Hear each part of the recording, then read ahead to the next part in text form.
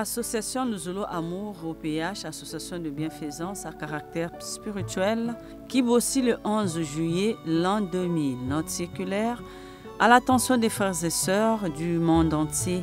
Objet, directive relative à la célébration future de la grande fête jumelée de la belle et sainte cité du Mont Karikari. Mes frères et sœurs en Christ, je voudrais vous instruire sur les nouvelles directives de notre très chère organisation PH, notre Dieu, à propos de la grande fête jumelée qui se déroulera à la belle cité du Mont Karikari à une date encore inconnue. Cette très grande fête qui réunira la célébration des 4 fêtes spirituelles parmi lesquelles l'anniversaire de notre Asla au PH sera la grande première de toutes. Elle débutera le vendredi à 20h et se terminera le lundi à 6h du matin. En attendant le programme détaillé, complet et définitif du cérémonial, je vous informe sur les indications suivantes. Les frères et sœurs désireux de se rendre à cette grande fête jumelée pourront obtenir des permissions d'absence auprès de leurs employeurs. Ils devront s'assurer que depuis leur adhésion à notre Asla au PH, ils ne se poseront plus les questions sur les sacrifices. Où vont-ils et comment est-ce que, etc., etc. Que les frères et sœurs ne se reconnaissent pas dans les 5 fautes ci-dessous mentionnées. 1. Lecture sans permission ou détournement du courrier personnel adressé au président fondateur. 2. Audition sans permission et détournement d'une cassette destinée au président fondateur. 3. Détournement d'un colis destiné au président fondateur. 4. Détournement du courrier des sacrifices adressé à l'OPH. 5. Le fait d'avoir empêché un frère ou une sœur d'écrire, de faire une cassette ou un envoi de toute nature à l'attention du président fondateur. Tous ceux des frères et sœurs qui se reconnaissent coupables, s'ils veulent participer à cette grande fête, devront au préalable demander pardon à ceux à qui ils ont fait du tort, non pas par une simple lettre, mais en se rapprochant physiquement d'eux face à face, pour que ceux-ci de vive voix les pardonnent. Sans cela, ces frères et sœurs coupables ne devront en aucun cas faire le déplacement pour le Mont Karikari, ni aller se laver aux piscines de Languetani au risque d'être maudits. Mes frères et sœurs, les recommandations ci-dessus précitées qui entrent en vigueur à compter de ce mois de juin 2000 demeureront valables durant tout le temps que nous resterons sur cette terre. Mon frère, ma sœur, si tu te reconnais coupable dans l'une de ces 5 fautes, n'hésite pas, rapproche-toi de ton prochain à qui tu as fait du tort en lui parlant franchement et en lui retraçant fidèlement les faits de ta culpabilité vis-à-vis de lui. Et s'il te pardonne, alors c'est à cette condition seulement que tu pourras librement aller à Nzanzanoa, te laver aux piscines de Ngitani et aller au sanctuaire pour la méditation et la prière. Frères et sœurs, Dieu est certes partout, c'est vrai, mais à la belle cité, 3 fois sainte du Mont Karikari, y a placé sa résidence. Et c'est d'ailleurs pour cela que nous sommes devenus la 2e nation de l'Éternel notre Dieu. Dieu nous a donné gratuitement l'eau, l'air, la forêt, la vie. En retour, respectons-le, craignons-le et glorifions-le. C'est ce qu'il attend de nous. Si ces derniers temps, je m'évertue à vous parler, à vous rappeler les mêmes enseignements, c'est parce que je ne voudrais pas qu'au dernier jour du Seigneur, certains d'entre vous ratent la félicité éternelle, le royaume des cieux. Frères et sœurs, soyons des enfants obéissants, soumis vis-à-vis de notre Dieu. Daigne le Seigneur vous aider à respecter rigoureusement ces directives pour que, tous ensemble, nous participions à cette grande joie de l'Éternel, notre Dieu. Votre frère en Christ, le jardinier du Christ Jésus, Guy Émile Foissé-Tikwabo. Amen, Amen, Amen. Que Papa Émile soit avec nous. Amour sincère, unité, paix. Kibossi le 24 novembre 2004. Note circulaire à l'attention des frères et sœurs en Christ des sections du monde entier. Objet, directive sur la conduite à tenir par tous les responsables de l'association Nzolo Amour OPH lors des fêtes programmées de l'OPH de génération en génération. Maigro Kalaka, les fêtes programmées de l'OPH sont des saintes convocations de l'Éternel Dieu et doivent être organisées avec la plus grande responsabilité et avec le sérieux digne de spirituel que nous sommes. Or, que se passe-t-il? Je me rends compte que lors de nos fêtes programmées, les responsables de l'association Nzolo Amour OPH qui devraient se tenir concernés au premier chef sont, pour la plupart, indifférents et restent en marge de toutes les activités de l'organisation des dites fêtes. D'autres responsables encore, qui s'impliquent pourtant pour la réussite des dites fêtes, brillent très souvent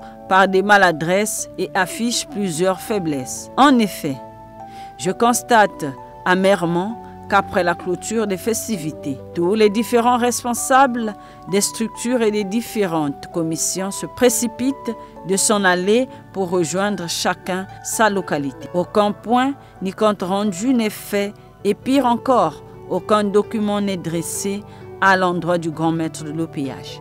Cette attitude est vraiment irresponsable et ne nous ressemble pas. Ainsi donc, à compter de ce jour, et ce, de génération en génération, voici la conduite à tenir par tous les responsables de l'association Nzolo Amour OPH dans l'organisation des fêtes programmées de l'ASLA OPH. Tous les responsables, chacun à son niveau, doit s'impliquer dans l'organisation de chaque fête. Tous les responsables sont tenus d'être présents au lieu du déroulement de la fête 2 jours avant l'arrivée de tous les pèlerins afin d'apprêter les structures et les conditions d'accueil. À la fin de chaque cérémonie, tous les responsables doivent rester sur le lieu de la fête jusqu'après le départ du dernier pèlerin. Avant de quitter le lieu de la fête, tous les responsables doivent tenir une séance de travail pour faire un point général de toute la fête afin de déceler tous les points positifs, les manquements, pour les éviter lors des prochaines fêtes. Un compte rendu exhaustif général et financier en particulier doit être dressé et envoyé au grand maître de l'OPH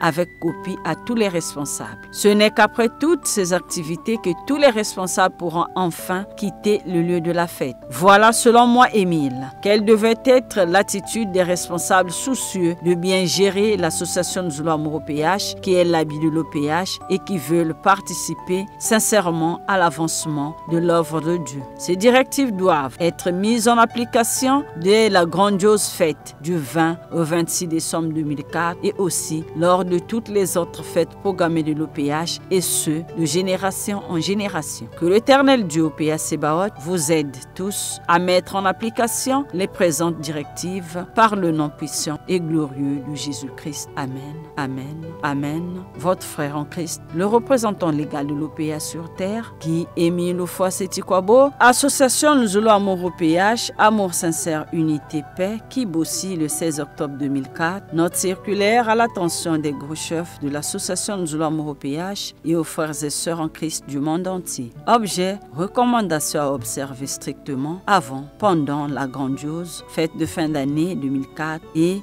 dans toutes nos assemblées de génération en génération. Mes très chers aimés respectés, mes gros Kalaka, mes grands chefs de l'ASLA OPH du Congo et du monde entier, à tous et à toutes. Recevez mes vives et abondantes salutations en Christ. Les recommandations que je mets à votre disposition à travers la présente note circulaire doivent être observées avant, pendant et après les fêtes de fin d'année 2004 et éternellement. En effet, en visionnant les cassettes vidéo de nos différentes assemblées spirituelles, il m'a été donné de constater certains comportements des frères et sœurs qui ne cadrent pas avec notre enseignement et que je ne voudrais pas voir se répéter pendant les fêtes du 20 au 26 décembre 2004 à Karikari. Ces comportements qui frisent la mondanité sont loin d'honorer le caractère sacré de nos assemblées spirituelles, à savoir les sœurs qui portent les pantalons serrés, dessinant ainsi leur corps et qui portent des longs cheveux avec mèches. Les jeunes qui, lors des dombages ou assemblées spirituelles, portent des sacs au dos. Cette jeunesse que j'aime bien pourtant et qui constituera les responsables de demain devait être éduquée, exemplaire et conforme aux lois de l'ASLA au PH. Elle ne doit pas confondre le camp scout où le port du sac au dos est autorisé avec le cadre de prière de l'association Nous L'amour au PH, au cours duquel le frère ou la sœur peut être pris par la transe et tomber avec son sac au dos. Signalons enfin la non-observation des notes circulaires antérieures, interdisant le port des boucles d'oreilles, des chaussures capables de blesser, les armes à feu, etc.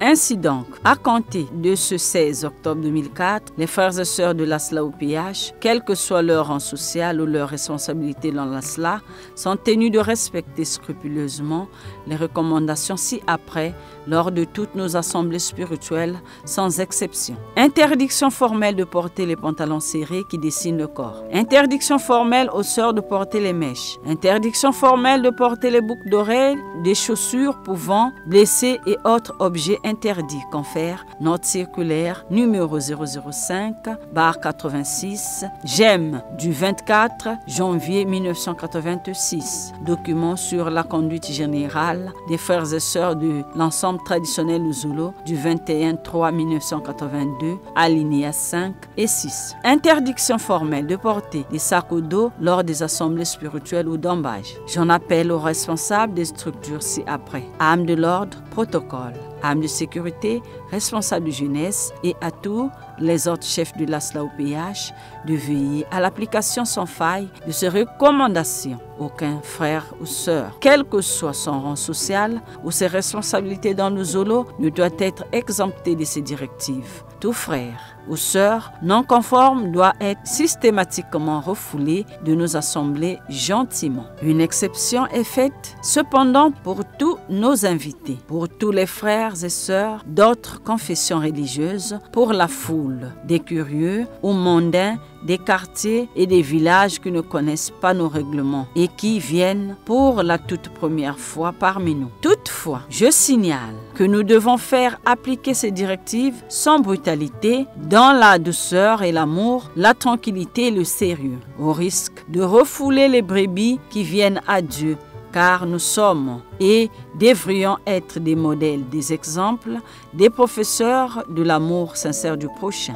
capables de ramener des âmes perdues dans l'ASLA par nos comportements. Ceci dans nos services, nos écoles, nos quartiers, etc. Voir Galates 6, verset 1. En effet, la Bible déclare: celui qui ramène des âmes égarées dans la maison de Dieu voit une grande partie de ses fautes pardonnées. Je constate que beaucoup de nos frères et sœurs sont restés depuis longtemps dans notre association sans pouvoir y emmener une seule âme. Beaucoup d'entre nous ont plutôt contribué à repousser plusieurs âmes par notre manque de douceur ou d'amour. Dieu tient compte de l'effort de tout un chacun pour qu'au grand jour du jugement, il pardonne quelques-uns de nos dérapages. Ce grand jour du jugement sera un jour de joie ou de malheur pour chacun en fonction de l'obéissance ou de la désobéissance vis-à-vis des directives que moi, petit capitaine de l'Éternel, vous transmet. Je serai présent ce jour-là et il sera demandé aux gens de la terre s'ils avaient écouté les messages du petit capitaine de l'Éternel que je suis. Je voudrais également vous signaler que les patriarches Abraham, Isaac, Jacob, Moïse, etc., et aussi tous les services spéciaux de l'Éternel Dieu sont présents et nous assistent lors de toutes nos assemblées spirituelles. D'où l'intérêt d'adopter une attitude respectueuse de sainteté. C'est pourquoi d'ailleurs que de nos jours, nous observons les manifestations divines au ciel lors de nos assemblées spirituelles.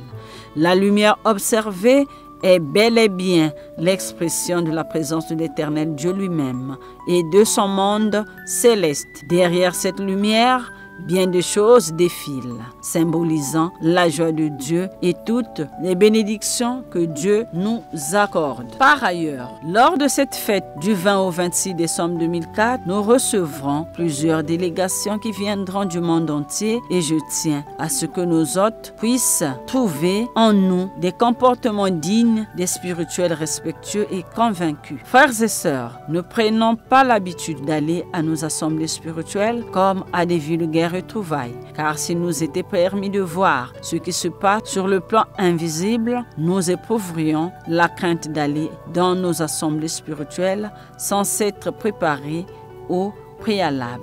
Parce que notre Asla OPH n'est pas comme vous le croyez. Si nous la comparions aux autres organisations ou associations terrestres, notre Asla OPH est spécial au monde et unique en son genre. À ce titre, tous ceux des frères et sœurs qui veulent participer à nos assemblées doivent se conformer aux recommandations et directives que je vous donne ce jour 16 octobre 2004. J'instruis tous les présidents adjoints des structures de l'ASLA OPH et leurs membres de faire une large sensibilisation sur ces recommandations. De même, j'ordonne que l'on remplace les présidents adjoints et les membres des bureaux de toute structure incapable de sensibiliser, car le temps est plus qu'arrivé de servir efficacement notre Dieu comme j'ai l'habitude de chanter. Et tangu ifweni, et tangu ifweni, akusarela nzambi. Le temps n'est plus comme dans le passé où les gens arrivaient au dombage et se permettaient de se retirer dans les nganda pour boire et pour les sous-commissions. Non, je ne voudrais plus voir cela. Tant pis pour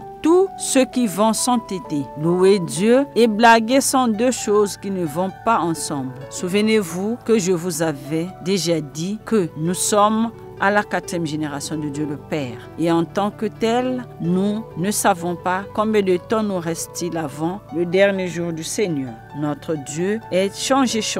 Il est capable de tout. Lorsqu'un frère ou une sœur se comporte mal au lieu de la prière, Dieu peut lui tourner le dos. Et en ce moment, le frère ou la sœur dit que Dieu est mauvais. Il ne m'aime pas, alors que c'est lui-même, le frère ou la sœur, qui est mauvais parce qu'il ou elle n'a pas respecté ces directives, ces recommandations et ces lois que je transmets en tout temps. Et si je parle souvent, c'est pour que personne ne soit égaré. Notre Dieu est un Dieu de respect. Il demande que nous le respections, que nous l'adorons, car c'est lui Dieu qui nous donne le souffle de vie et c'est lui Dieu qui nous a accordé la vie éternelle. Ces directives ou recommandations sont à observer et à faire observer de génération en génération dans le respect absolu du prochain. La présente note circulaire, qui est la copie de mon message audio du 16 octobre 2004, sera diffusée partout dans le monde accompagnée de la dite cassette. Que l'Éternel Dieu, OPH Sebaot, le Tout-Puissant, vous aide à observer ces recommandations. Votre frère en Christ, le petit capitaine de l'Éternel Dieu, Guy Émile Oufouassétikwabo. Amen.